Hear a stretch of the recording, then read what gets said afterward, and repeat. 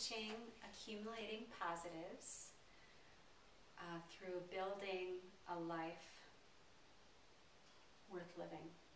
And that turns out to mean building a life based on your values. So there's a couple challenges with that. One is knowing what are my values. And the other is, once I know what my values are, how do I translate that into building a life based upon those values? A lot of times people that come to this class are people who have really strong emotions, right?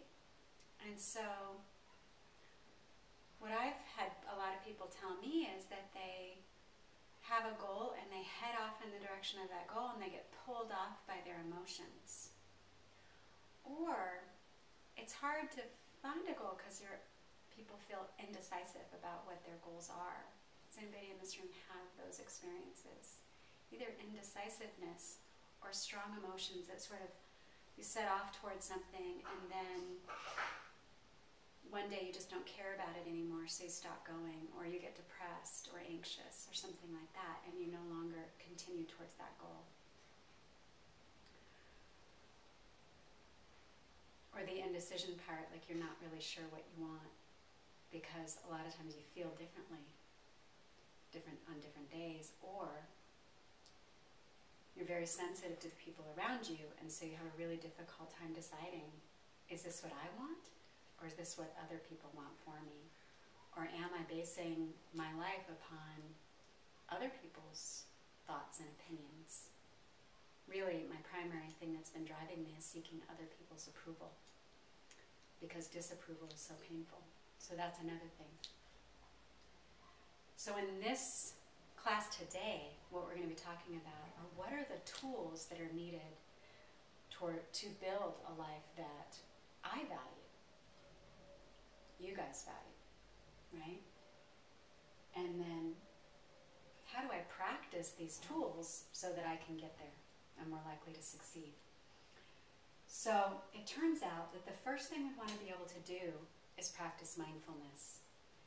We want to be able to bring wise mind to this question of what do I value?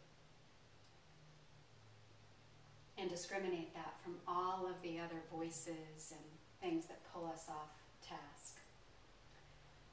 The next thing that we have to practice is believing that it's possible to have what we want. And the third thing that we have to practice is breaking down a large, unwieldy goal into small steps that are achievable now, and then to persist in the direction of our goal, despite emotions. So the skills that you've learned so far, like opposite action, are going to be helpful there. So, values are things that matter to you. They're your highest priorities. And or they're qualities that you might find to be admirable either in yourself or others, that you'd like to develop or maintain or strengthen. So there's some handouts that are going to help you get more clear on what your values are. And so I'm going to hand those out to you now, and I'm going to fill them out. Okay, let's imagine that we have those handouts filled out. Okay.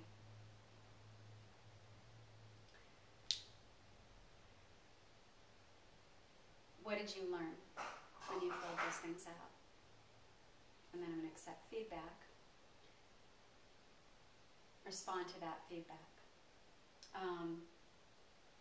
Did anybody have any questions about whether or not those values were your values or somebody else's values? So I'm going to do a wise mind exercise right now. We're going to practice really paying attention with wise mind to whether or not these values are truly the values that are important to you. So go ahead and get into a mindfulness posture and get ready to do a wise mind exercise. So breathing in wise mind and breathing out wise mind. And when we get to a wise mind place, I'm going to ask the group to ask themselves, if you were going after these values that you've marked, and nobody else knew, you couldn't tell them that you were doing it, couldn't tell them you were taking these steps, would you still care? And the other thing I'm going to ask you is what do you really want in life? If you thought you could have it, would these values reflect that? That secret longing within you that maybe you've kind of crushed or let go of, is that reflected? Or are you not allowing yourself to hope, to wish, to dream? Okay, now that that's over, go back over your value sheet and change it if it didn't actually reflect your wise mind values. This is something you might need to continue to do with your individual therapist. Okay. So now the next thing we're going to do is we're going to practice going through these steps. So let's pick an example. So I'm going to pick an example of my value is to be independent, but I live at home. And I'm going to imagine that it's possible for me to be independent. I'm just going to practice believing it. I'm going to take a leap and turn my mind towards accepting that it's possible. And I'm going to choose a goal that to me reflects independence, and that would be maybe getting an apartment on my own.